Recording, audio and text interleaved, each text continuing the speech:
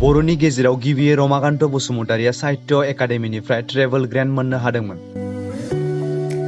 तामुलपुर जिल्लानि देउलकुसि चन्डीगढ़ खासिबारि गामिनि रमाकान्त बसुमतारि बिथाङा फरायसा समनिफ्रायनो खन्थाइ आरो रायथाइ लिरनाय आयदायाव आगान होबोदोंमोन।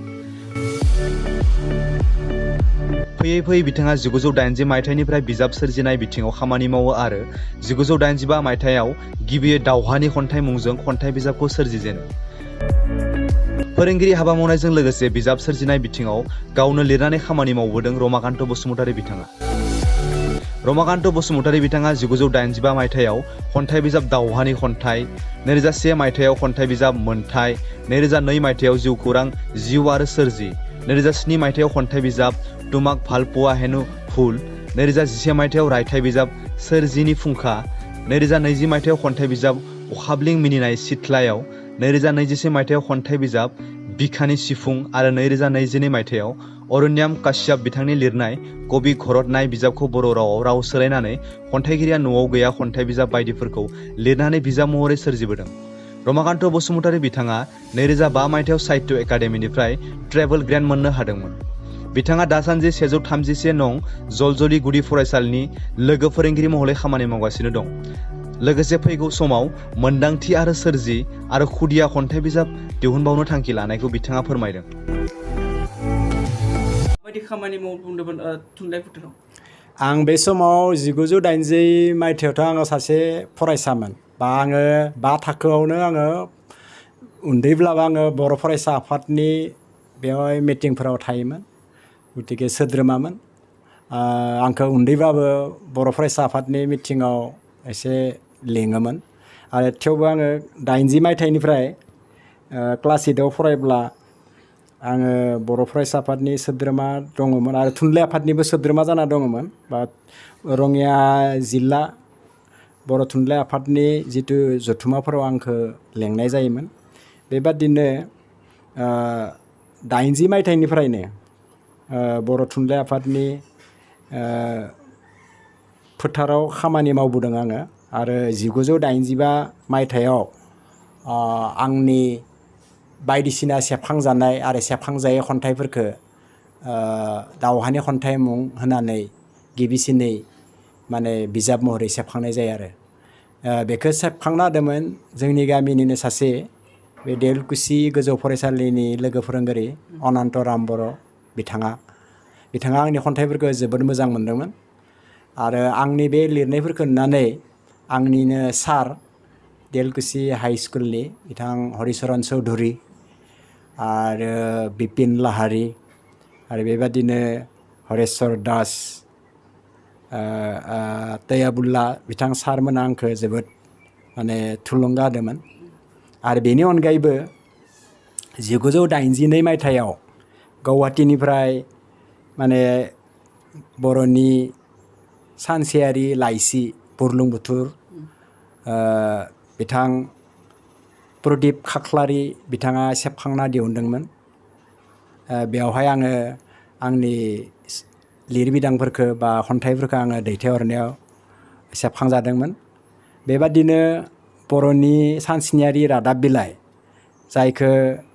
समर ब्रह्म चौधुरी आरो बिबेकानन्द नार्जारी क'क्राझारनिफ्राय ओंखारनाय बे रादाब बिलाइयावबो आङो कन्टिनिउ माने आंनि खन्थाइफोरखौ आङो सेबखांनो हादोंमोन बा आंनि खन्थाइफोरखौ बेवहाय पाब्लिश जादोंमोन। दासिम आङो गांद' माने सेबखांबाय आरो दानस्लायनाय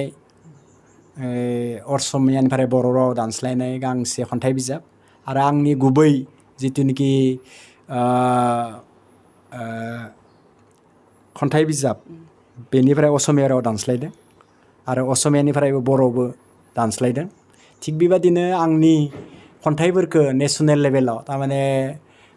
राष्ट्रीय पर्यायावहाय आंनि खन्थाइ बर' खन्थाइया माने इंराजि हिन्दी आरो पान्जाबि रावाव माने आरो बांला रावाव दानस्लाय जाबाय। आं बेबादि दासिम माने आं आरो बेनि अनगायैबो माने आङो सुंद' सल'बो लिरदोंमोन। बेबो माने आंनि लोगोजों सेबखांनायबो दङ जयै सुंद' सल' गांसे